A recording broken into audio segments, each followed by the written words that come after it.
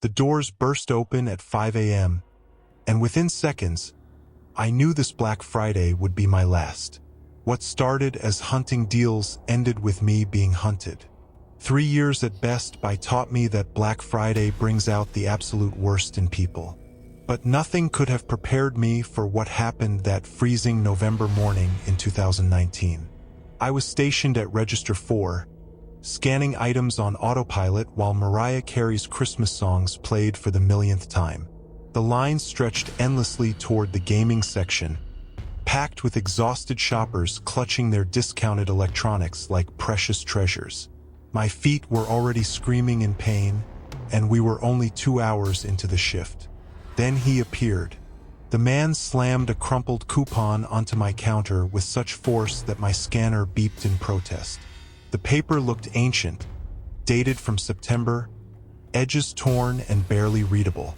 When I scanned it and watched the system flash "expired" in angry red letters, I felt his entire body tense up beside me.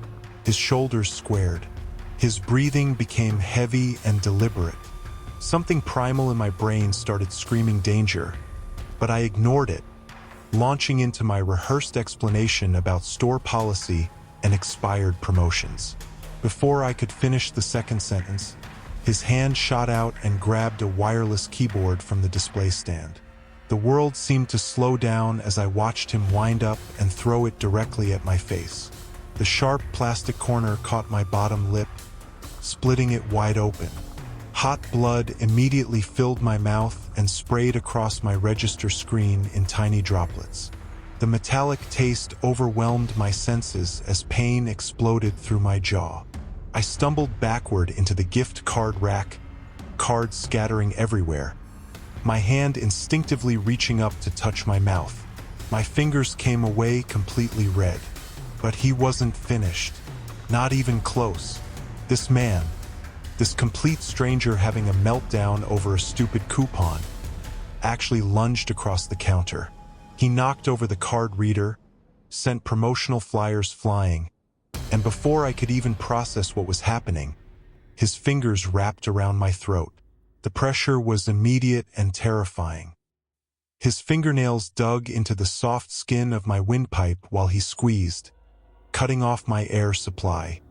His face came so close to mine I could see the broken blood vessels in his eyes, could smell the stale coffee and cigarettes on his breath.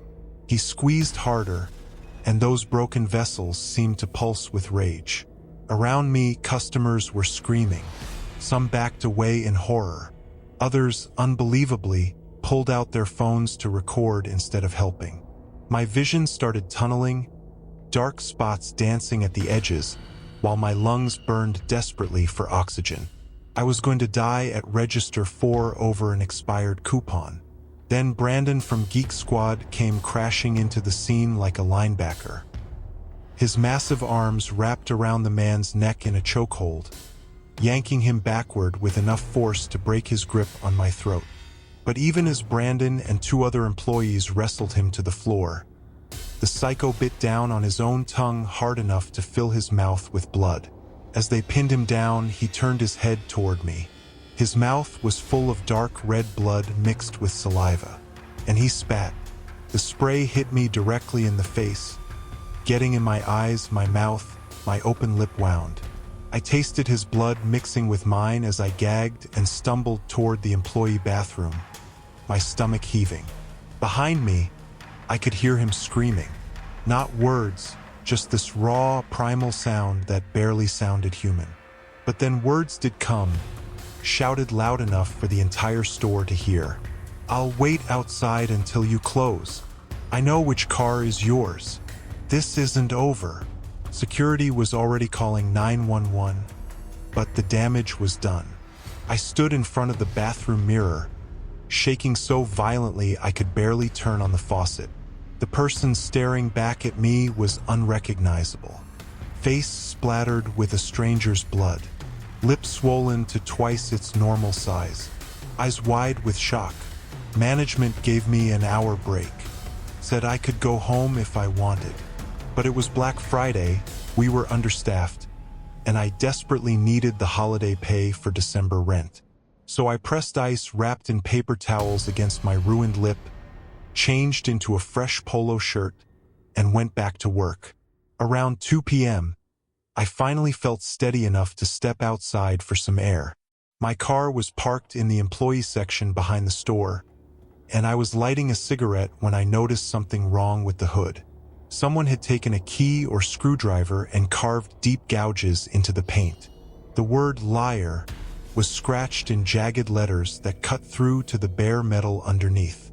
My cigarette fell from my lips as I walked around the vehicle, discovering long scratches down both sides, my driver's side mirror hanging by its wires, and dried spit marks covering the windshield. The parking lot cameras had been spray-painted black. Conveniently, recently, they caught him 2 hours later at a motel off the interstate, still wearing that filthy Jacksonville Jaguars jersey. In his room, they found a notebook full of employee schedules he'd pulled from our dumpster and printed screenshots of social media profiles for half the Best Buy staff. Not just me, half the staff. He got 18 months for assault and harassment. The restraining order covered every Best Buy in the state. But sometimes, late at night, I still wake up feeling phantom hands around my throat, squeezing until I can't breathe. Story 2. The Hunting Knife. After my divorce, my therapist kept pushing me to reclaim my independence. Stop hiding in my apartment. Stop living on microwave dinners and true crime documentaries. Get out there and live again. Somehow, that advice morphed into me standing in an electronics store parking lot at 4 a.m. on Black Friday 2018, surrounded by strangers in puffer coats, all of us pretending we weren't slightly insane. When those doors finally opened, the crowd surged forward like a flood. I let the momentum carry me straight to the electronics section where gaming consoles stood stacked in perfect pyramids, their boxes gleaming under the fluorescent lights. That's when I heard the shouting. 2 men near the PlayStation display were escalating fast. One wore a faded Metallica shirt stretched over his beer belly, thick fingers wrapped possessively around the very last console box. The other, younger, in a gray hoodie, kept jabbing his finger in the air, insisting he'd been standing there since the doors opened, that he'd already called his son to promise him that PlayStation. I stood maybe 15 feet away, close enough to smell cigarette smoke, close enough to see the jaw muscles twitching on Gray Hoodie's face, close enough to watch his hand slide into his jacket pocket. The hunting knife came out in one fluid motion. Its serrated edge caught the overhead lights, glinting like a promise of violence. Metallica shirt released the PlayStation box like it had burned him, his face draining from angry red to corpse pale. Then Metallica shirt reached behind his back, underneath that stretched band logo, and suddenly there was a gun in his hand. Gray Hoodie laughed, this broken, horrible sound that made my teeth hurt. Then he lunged forward with the knife raised high. The first gunshot hit a display case full of tablets. Glass exploded across the floor like deadly diamonds. Gray Hoodie dove behind an end cap stacked with wireless headphones. More shots followed. 3, 4, each one making the crowd scream louder. I watched a woman abandon her shopping cart with her toddler still strapped in the seat, though another shopper grabbed the kid before running. The air filled with gunpowder mixed with synthetic vanilla from the store's plug-in air fresheners, creating a nauseating combination that made my throat close up. I dropped to my knees and scrambled behind the customer service counter, pressing myself against the fake wood paneling. Through the gap between the counter and floor, I could see feet running in every direction. Some people losing shoes in their panic, others trampling dropped merchandise. The shooting stopped, but then I heard something worse. Metallica shirt was on his phone, walking slowly down the main aisle. His work boots made this distinct scraping sound, and the words he said made my entire body go rigid with fresh terror. He was explaining how some crazy guy with a knife had attacked him, how he'd had to defend himself, But then he said something that turned my blood to ice. He needed to make sure there weren't any witnesses who could contradict his version. No one could identify him if they weren't around to talk. His footsteps grew louder, methodical, unhurried, like he was shopping for groceries instead of hunting human beings. I could hear him checking each aisle, pushing aside displays, kicking at clearance racks, muttering numbers under his breath like he was keeping count. I started crawling on my belly toward the emergency exit sign glowing red at the back of the store. The floor felt sticky under my palms. My jacket rustled against the linoleum. Each movement felt impossibly loud.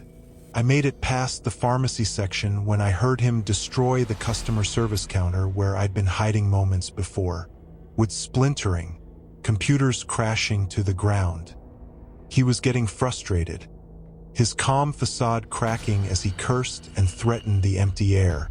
My knee caught on a plastic hanger. It skittered across the floor with a sound like a fire alarm in that eerie quiet. His footsteps stopped immediately. I heard him chamber another round, that mechanical click echoing off the walls like a death sentence. I pressed myself flat against the cold floor, hiding behind a cardboard display, watching his shadow grow larger on the wall as he approached my aisle. The emergency exit was maybe 20 feet away, but it might as well have been 20 miles. Then his phone rang. The sound was so sudden that we both jumped. He answered with an irritated grunt, turning slightly away. That half-second of distraction was all I needed to launch myself toward the exit. The alarm that erupted when I hit the push bar was beautiful and terrible all at once.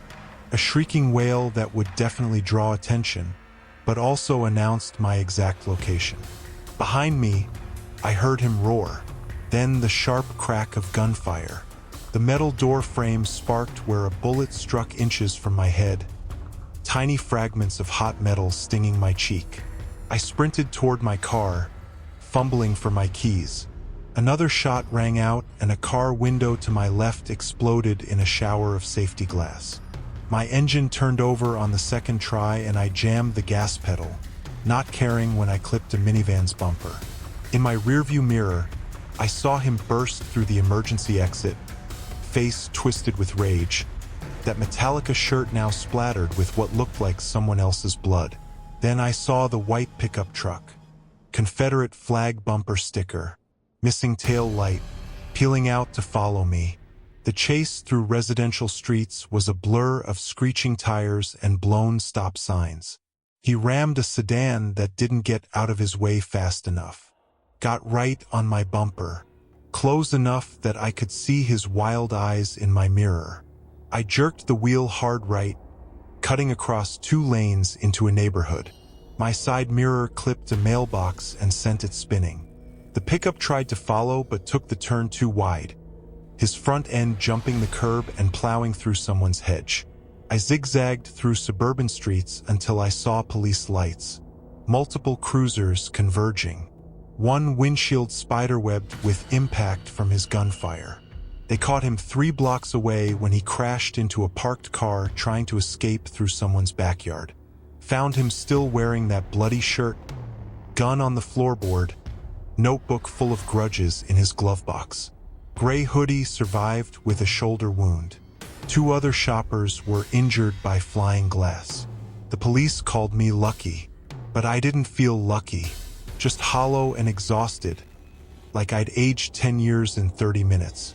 I never went Black Friday shopping again, but sometimes I still wake up at 4 a.m., my body convinced it hears work boots scraping across linoleum, coming to find me. Story 3. The DeWalt Drill Maniac. I just turned 31 that October, and I was deep into renovating my basement, spending every weekend covered in sawdust and drywall dust.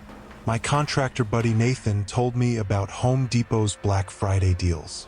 Specifically, these DeWalt combo kits going for 70% off. That discount was too good to pass up. I pulled into the parking lot at 4 a.m. with my old Steelers jacket zipped tight, saw the crowd bouncing on their feet to stay warm, parked way in the back. Walking toward those doors, I felt excited, like I was part of something.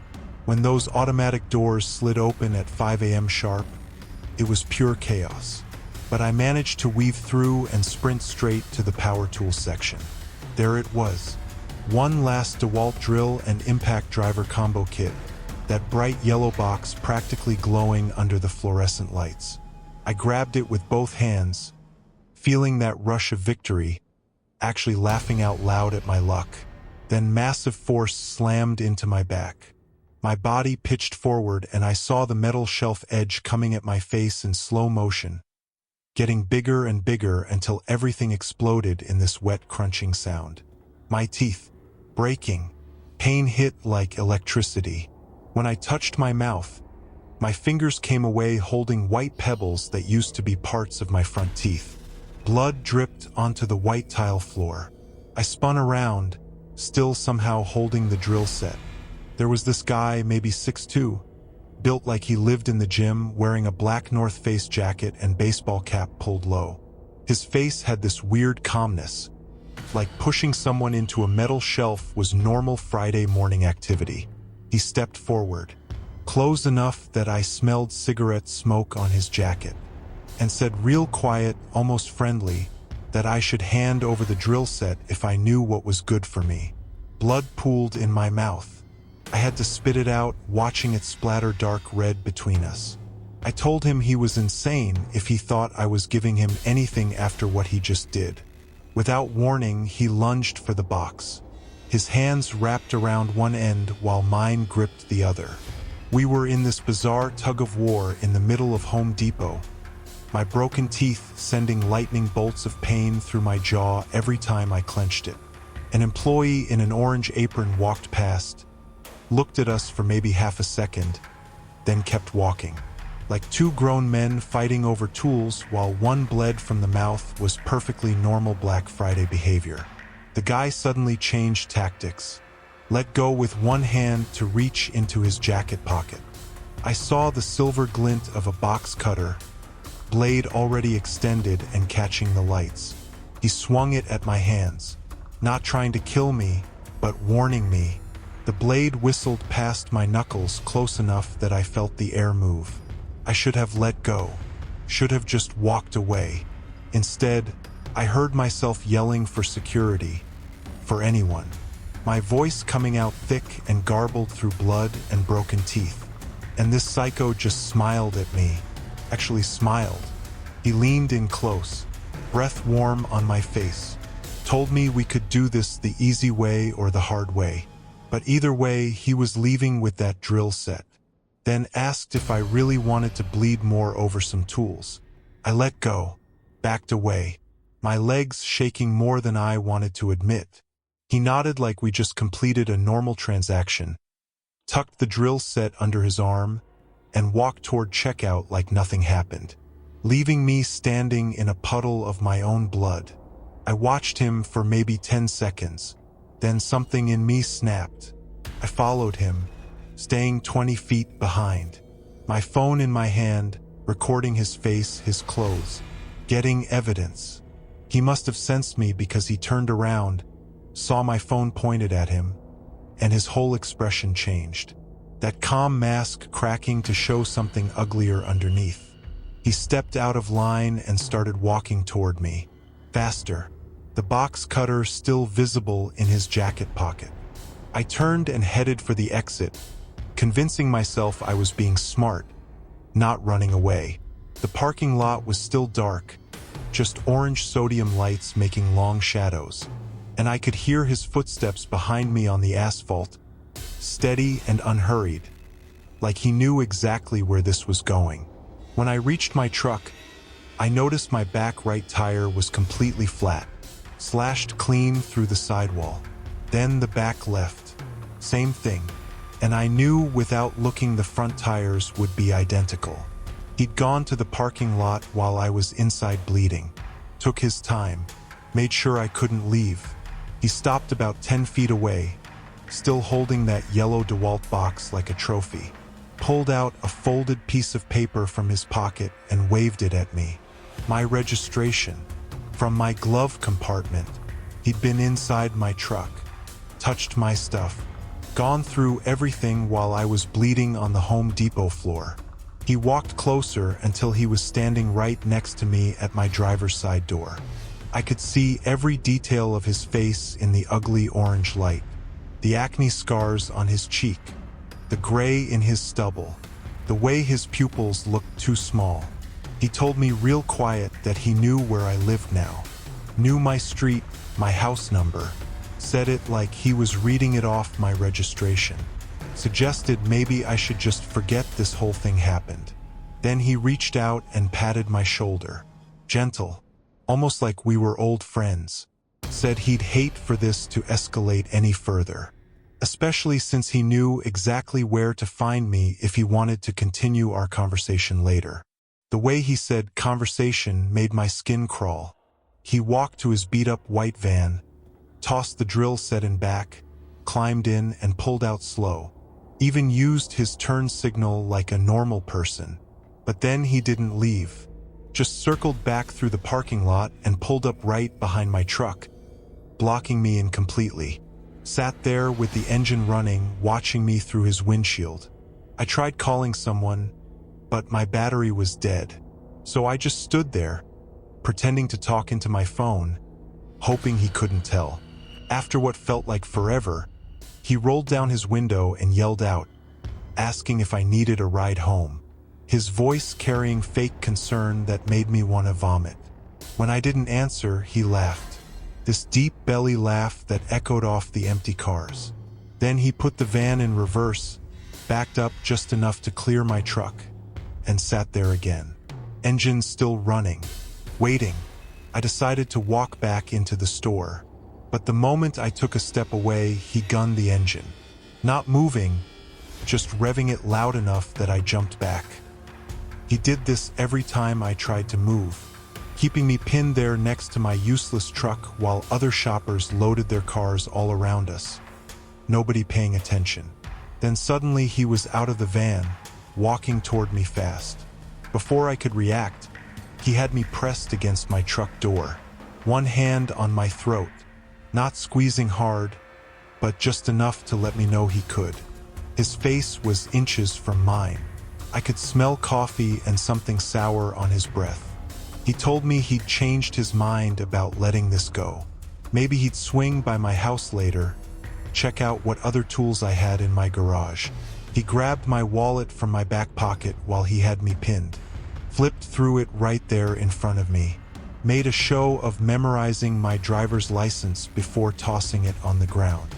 Then he pulled out his phone and took a picture of me standing there against my truck, blood all over my face, looking absolutely destroyed. Said he wanted something to remember our Black Friday shopping trip. He backed away slowly, keeping his eyes on me. Told me I had two choices. Either call the cops and explain how I got my ass kicked over a drill, maybe have him show up at my house while I was at work, or chalk this up to a bad morning and move on with my life. The threat wasn't even subtle. He got back in his van and drove away, stopping at the parking lot exit to give me a little wave, like we were buddies who just had coffee together. I never went back to that Home Depot, never finished my basement, sold my house 6 months later because I couldn't sleep knowing that psycho knew where I lived. The dental work cost me $4,000, 3 crowns and a root canal. Every time I look in the mirror, I see where my teeth don't quite match. Little reminders of the morning I learned what people are really capable of over a 70% discount. Story 4, The Bathroom Stalker. My wife asks every year why I refuse to shop on Black Friday. Every year I tell her crowds make me nervous. She thinks I'm being dramatic, but she wasn't there in 2016 when everything went sideways at that electronics store on Riverside Boulevard. I just turned 31 that October, still naive enough to think saving 40% on a laptop was worth camping outside a store at 4 a.m. with my buddy Craig. We brought folding chairs, thermoses of coffee, even a portable phone charger, thinking we were so prepared. Around 5:30, When the line stretched past the nail salon 3 stores down, this guy showed up in a black peacoat and walked right to the front. Not behind the last person. Not trying to blend in somewhere in the middle. Straight to the glass doors where the first 10 people had been waiting since midnight. Everyone started grumbling. A few people called out. But he just stood there with his hands in his pockets, staring at his reflection. Something about his posture, the way his shoulders stayed perfectly square, made my chest tighten. Craig nudged me, whispered that someone should say something. Before I could stop myself, my mouth was already opening, already calling out that there was a line, that people had been waiting for hours. He turned around slow, real slow. First thing I noticed were his eyes, pale gray like dirty ice. They didn't blink once while he stared at me. He was maybe 6'2", built like someone who lifted heavy things because they needed to be moved. His face had this weird smoothness. No stubble, no wrinkles. Just flat, pale skin stretched tight over sharp bones. He took 3 steps toward me, each one deliberate, his dress shoes clicking on the asphalt. When he stopped about 2 feet from me, close enough that I smelled his cologne, something medicinal and sharp like hospital disinfectant mixed with pine, he tilted his head and asked if I had a problem with where he was standing. My whole body knew I should back down, every instinct screaming at me to just say sorry and let it go. But 40 other people were watching. Craig was right there. My stupid pride wouldn't let me fold. I told him, yeah, I had a problem. That cutting in line wasn't cool when families had been waiting since midnight. The words came out steadier than I felt, but I could hear my heartbeat in my ears.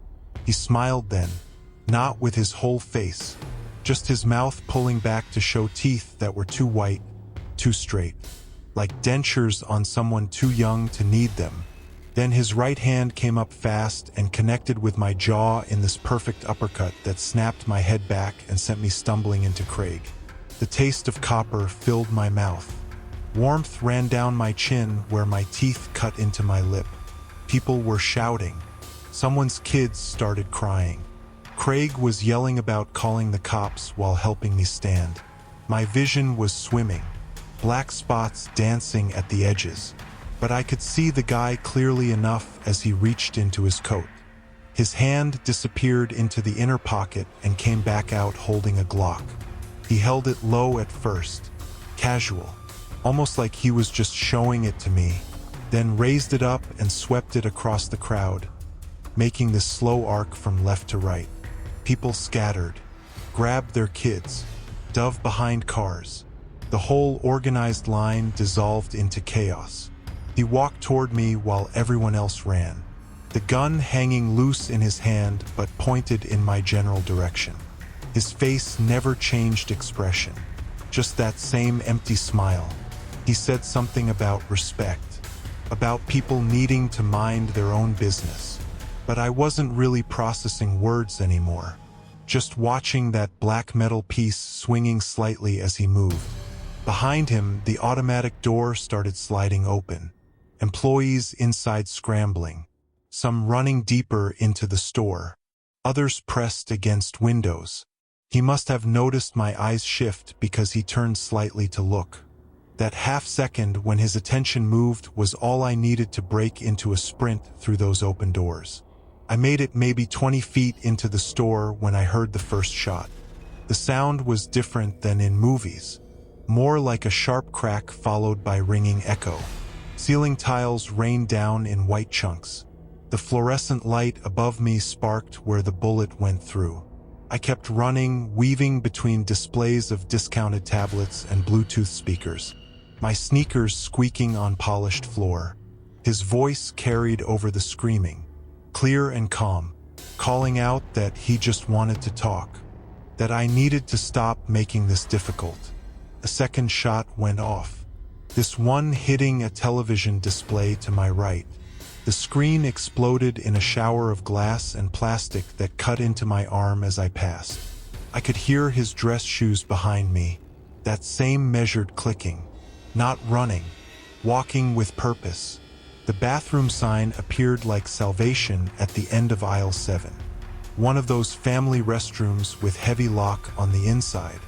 I slammed through the door and turned the deadbolt just as his shadow appeared in the gap at the bottom. My chest was burning, each breath like trying to suck air through wet cloth. I could feel my pulse in my neck, my temples, even my fingertips. The door handle rattled once, twice, then stopped. His voice came through muffled but still unnervingly calm, saying my friend Craig had told him my name was Jason, asking if I preferred J or the full version. I backed away until I hit the far wall, then slid down to sit on cold tile, trying to make myself as small as possible. For maybe 30 seconds, complete silence, except for distant sounds of panic from the main store. Then I heard him walking away, those dress shoes getting fainter. I stayed in that bathroom for what felt like hours, probably only 15 minutes, sitting on that gross floor with knees pulled to chest, listening. Then came the sirens. First one, then 3, then every cop car in the city. Red and blue lights flashed through the small window near the ceiling. Part of me wanted to leave right then, run out and find safety with police. But my legs wouldn't work, just stayed locked in place. 2 officers finally knocked on the door, identifying themselves, showing badges through the crack before I managed to stand and turn that deadbolt. They took me out through the loading dock, avoiding the main store where crime scene tape was already going up. One officer kept asking if I was hurt while a paramedic cleaned the cuts on my arm. I told them everything. They wrote it down, asked me to repeat parts, took photos of my swollen jaw and bloody shirt. The detective said they'd found shell casings but no shooter, that he probably fled when he heard sirens. Around noon, they finally said I could go. I walked with Craig back to get my car.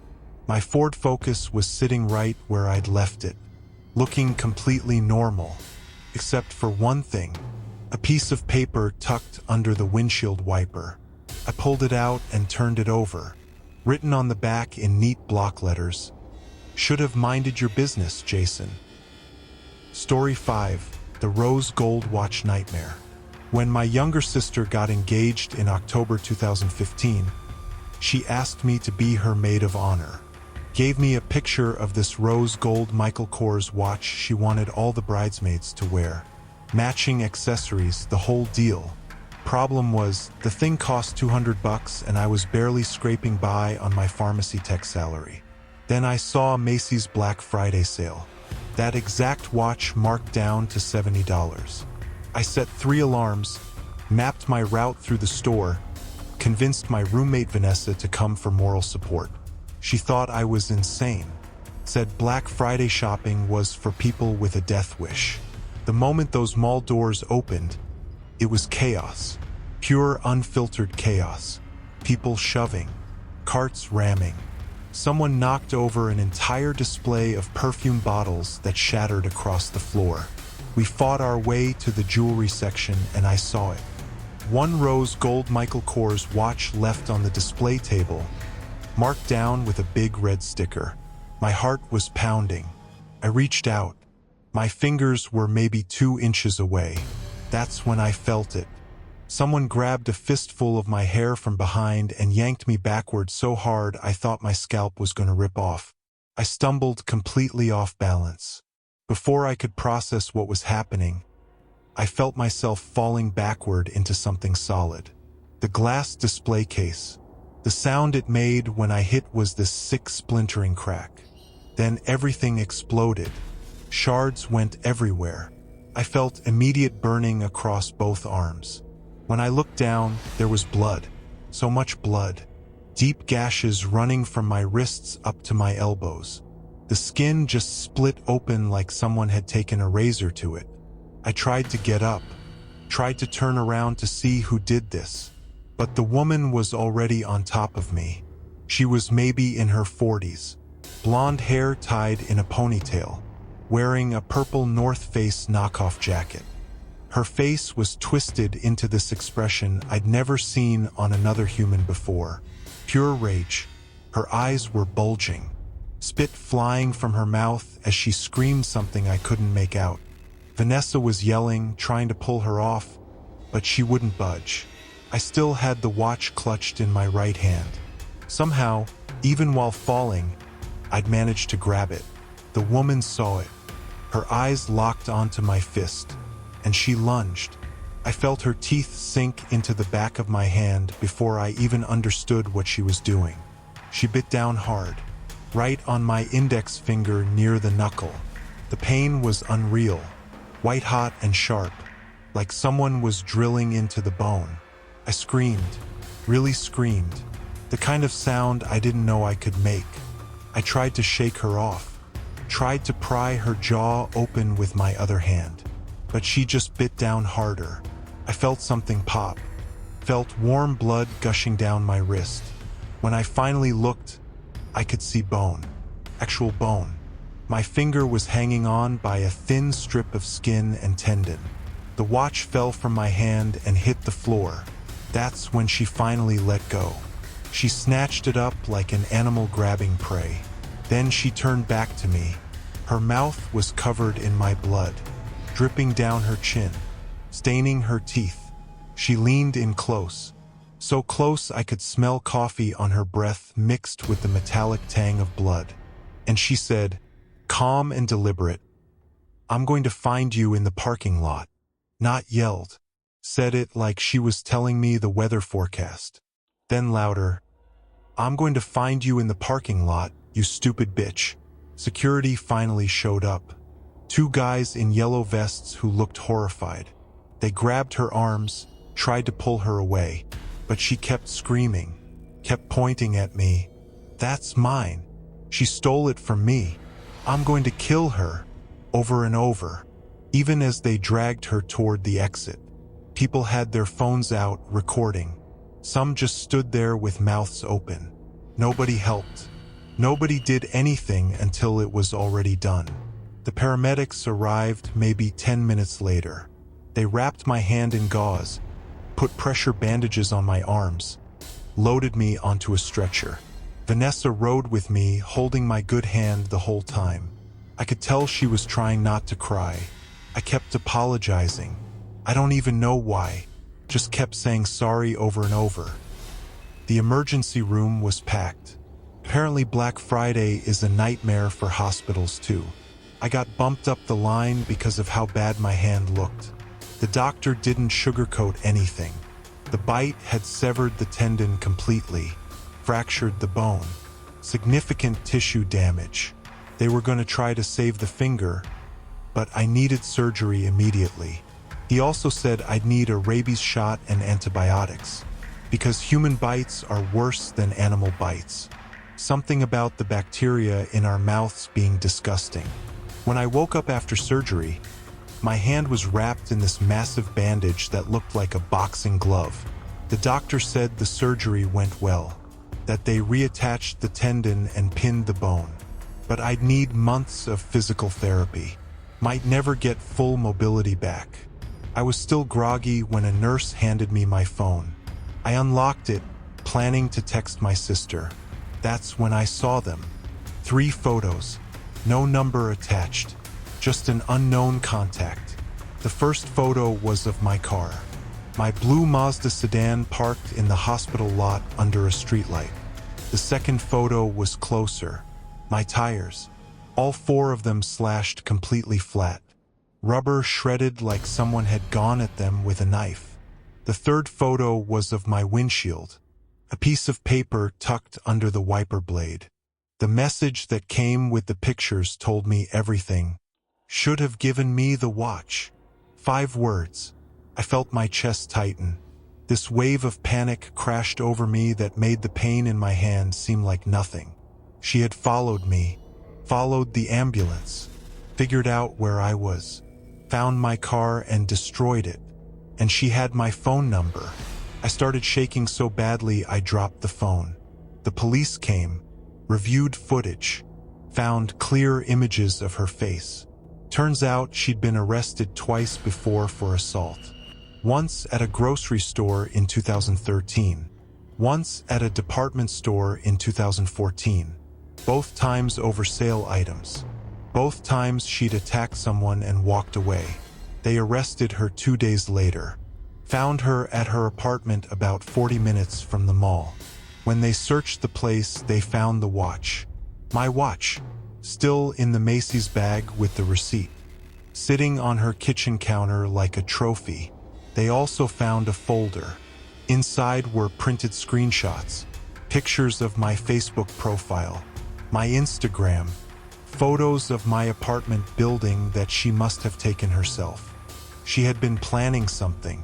The officer said she'd be held without bail because of her prior record. She got 4 years in prison. 4 years for nearly biting my finger off, for stalking me, for doing God knows what she was planning to do. My finger healed. Sort of. It's permanently crooked now. I can't bend it all the way. I have scars running up both arms that look like someone drew jagged lines with a red pen. I never went Black Friday shopping again. Never will. But sometimes I still get this feeling. Like when I'm in a crowded store or walking through a parking lot at night. That someone is watching me. That someone is gonna grab my hair and yank me backward. It's been years and she's still in prison as far as I know. But that feeling never really goes away. Story 6, the name tag nightmare. Anyone who's worked retail knows Black Friday is hell. But what happened to me during the 2017 sale turned into something way worse than dealing with angry customers. I've been working at Penny's for about 8 months. The job wasn't glamorous. Mostly restocking shelves and running a register in the men's department. But it paid enough to cover my half of rent. The store had this policy where we all had to wear name tags with our full first names printed in big letters. I never thought twice about it until that night. Management scheduled me for the nightmare shift. 2 p.m. to 2 a.m. 12 straight hours of scanning items and fake smiling while my feet screamed inside my non-slip shoes. The guy first came through my line around 4 p.m. Right when the initial wave of doorbuster hunters had cleared out. He was probably in his mid-40s, average height, thinning brown hair combed sideways across his scalp in that way some men do when they're fighting baldness. Wearing khaki pants and a gray pullover sweater that looked too warm for inside the store.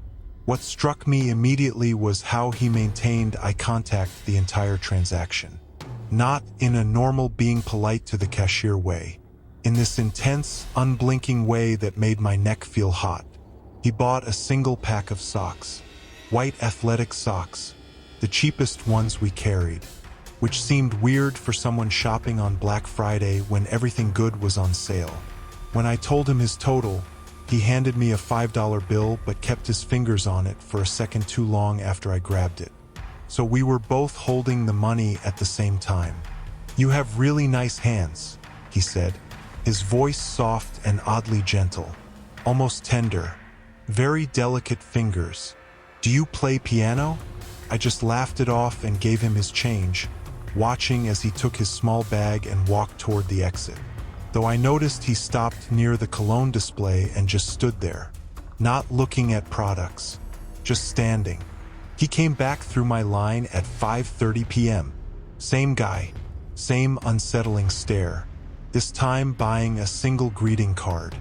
One of those generic thinking of you cards with flowers on the front. The store was getting more crowded, so I had a line of 6 or 7 people behind him, all looking impatient. "Hi again," he said, like we were old friends. Then he did this thing where he tilted his head slightly and smiled, but only with his mouth, not his eyes. "Busy night for you, huh? You must be exhausted working so hard." He said my name then, Mallory, reading it off my name tag, but saying it slowly, like he was tasting each syllable. I scanned his card, told him the price. He paid with exact change. Coins he counted out one by one into my palm, his fingertips brushing my skin with each quarter and dime.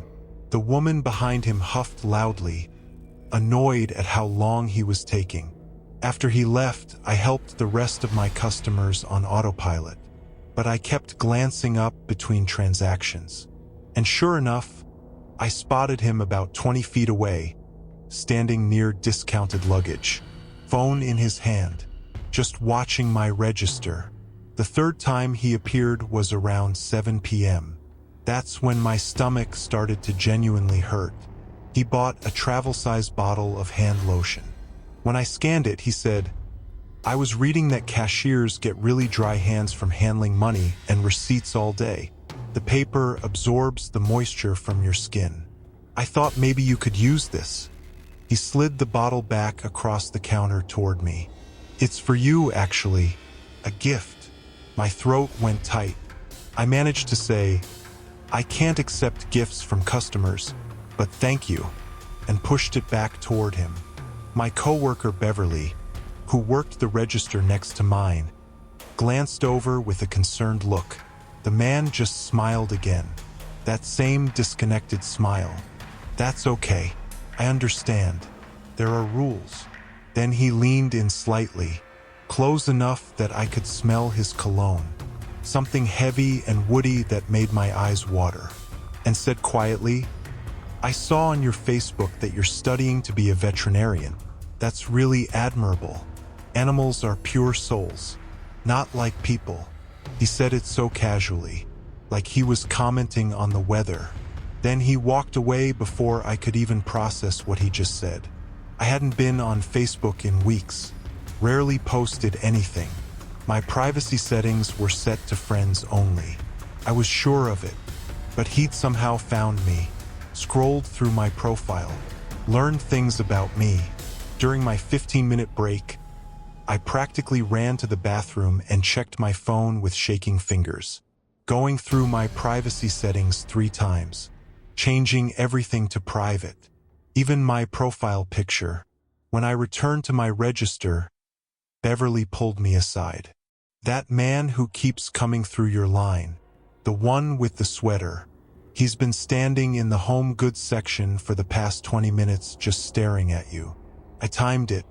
He's not shopping, not browsing, just standing there watching. She said she'd already told Calvin, our floor manager. Beverly suggested I take my lunch break early. Maybe the guy would get bored and leave. I clocked out for my 30-minute lunch at 8:15. Went to the break room in the back, past the storage area where they kept overstock. The break room was depressing as always. Fluorescent lights buzzing, old refrigerator humming, a couch that smelled like old French fries. I sat there eating my soggy turkey and cheese sandwich, trying to calm down by scrolling through Instagram. Anything to feel normal. My lunch ended at 8:45. I walked back through the storage area, past rows of metal shelving units stacked with boxes. That's when I saw him. He was there, in the storage area, employees only, looking at boxes of inventory like he was supposed to be there. My entire body went cold but also hot at the same time, like a wave of electricity. "How did you get back here?" I asked, trying to sound authoritative, but my voice came out thin and uncertain. He turned slowly. He had that smile again. The door was open. I was looking for the restroom and got turned around.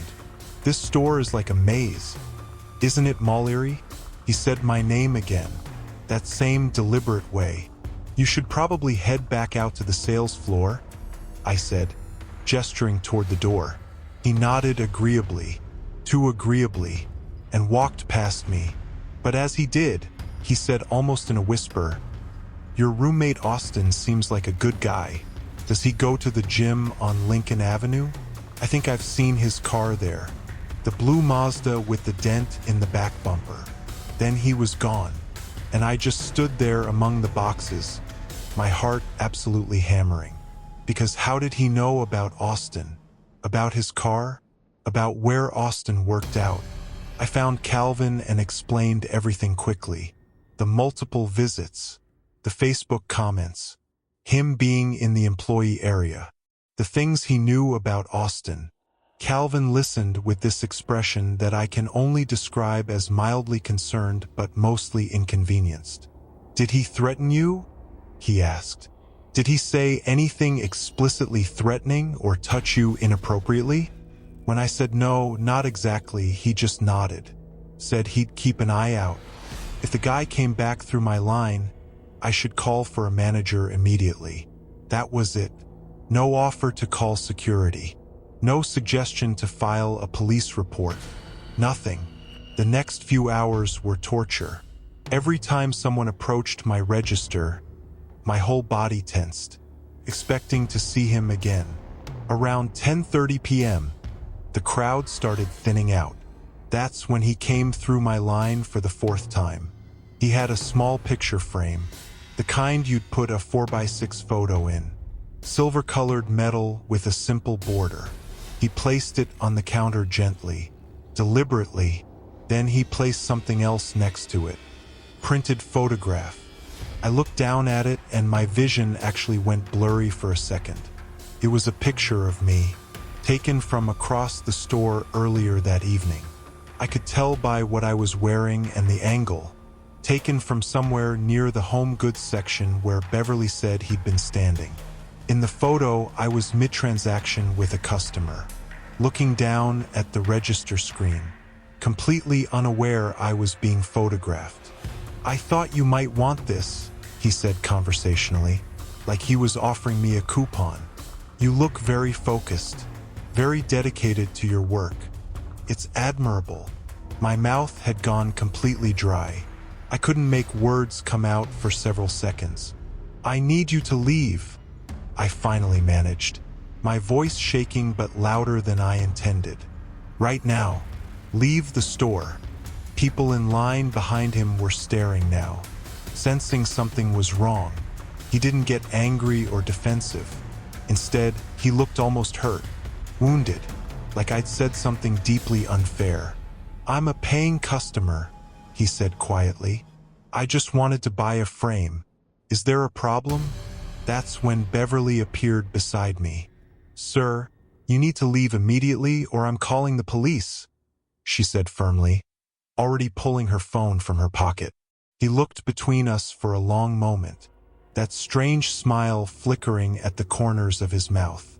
Then he simply turned and walked away, leaving the frame and the photograph on my counter. Beverly grabbed both items immediately, touching them only by the edges. We took them straight to Calvin, who finally seemed to grasp that this was serious. He called mall security. They took statements from me and Beverly, took the photograph as evidence, said they'd review security camera footage to get a clear image of the man. They walked the entire store with us, but he was gone, completely vanished. One security guard suggested I have someone walk me to my car when my shift ended. Maybe consider filing a police report in the morning. Guys like this, they usually back off once they know you're taking it seriously. Documenting everything, he said, trying to be reassuring. But his eyes told a different story. The last hour and a half of my shift dragged by in this awful state of hyper-awareness. Every sound made me jump. Every customer who approached made my pulse spike. When 2 a.m. finally came and the store closed, Beverly offered to walk out with me. But she'd parked in the front lot and I was in the employee lot out back, the far corner past the loading docks. She made me promise to text her when I got home safely. I grabbed my jacket and purse from my locker, pulled on my coat, and headed out the back employee entrance with 2 other co-workers. They peeled off toward their cars near the side fence, calling out goodnight. Then I was alone, walking across the lot toward my beat-up Honda Accord parked in the far corner. Keys already in my hand, positioned between my fingers like tiny weapons.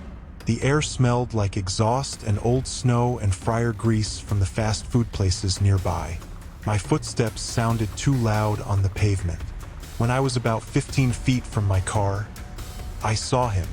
He was standing on the passenger side, just standing there in that same gray sweater, hands in his pockets, like he'd been waiting patiently the entire time. My whole body locked up. I stopped walking, every muscle rigid. car keys digging into my palm. "Mallory," he said, his voice carrying across the empty space. "I wanted to make sure you got home safe. It's late and this parking lot isn't very well lit. A young woman alone at this hour. Anything could happen." The way he said it, so calm and reasonable, like he was being helpful, like this was perfectly normal, made everything feel surreal and wrong. "You need to leave," I said. My voice sounded stronger than I felt, probably because terror was giving way to anger, this burning rage that he'd made me feel afraid in my own workplace. "I'm calling the police right now." I pulled my phone from my jacket pocket with my left hand, keeping my keys in my right. I actually started dialing 911, my thumb shaking but determined. He took a step toward me. I took 2 steps back, maintaining distance. "You don't need to do that," he said, and for the first time his voice had an edge to it, something sharp underneath the softness. "I'm not trying to scare you. I just think we have a connection. You felt it too. I know you did. When I came through your line that first time, the way you looked at me." He was rewriting reality, creating some imaginary interaction that had never happened. The delusion in his voice terrified me more than anything else had all night.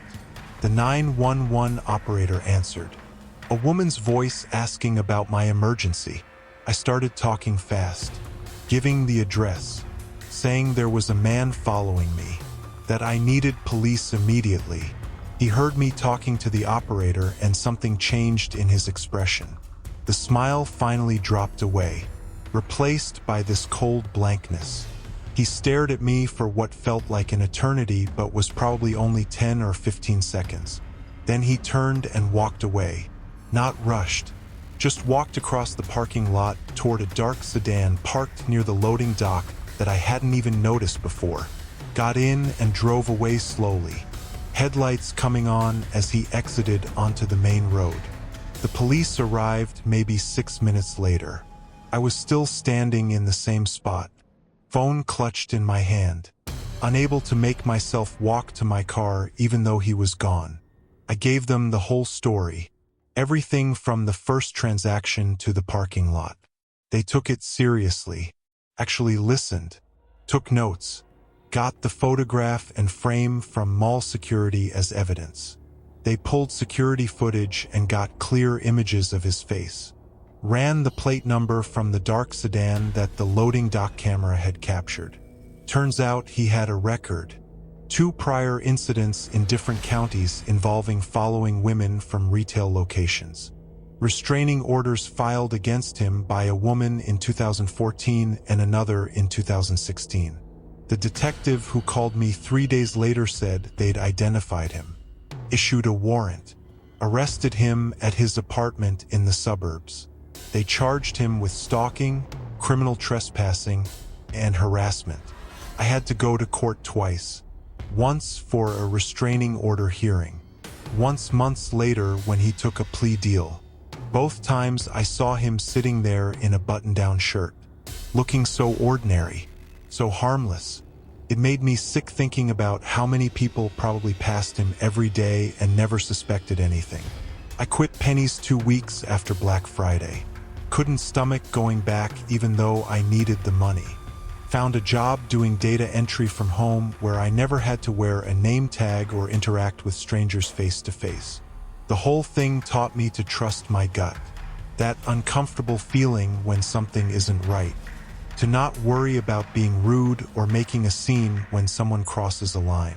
I wish I'd called the police the second he mentioned my Facebook, or when he appeared in the storage area, instead of waiting until I was alone in a dark parking lot. But I did call them when it mattered most, and that's what got me out of there. He violated his restraining order once, showed up at the coffee shop where Austin worked about 5 months after the court case, just sat there drinking coffee and staring. The barista called the cops immediately. That violation sent him to jail for 6 months. As far as I know, he hasn't tried to contact me since he got out. But I still check over my shoulder in parking lots. Still keep my social media locked down tight. Still feel that spike of adrenaline when someone looks at me too long in public spaces. Some experiences just change you permanently, reshape how you move through the world. That 12-hour Black Friday shift definitely did that for me.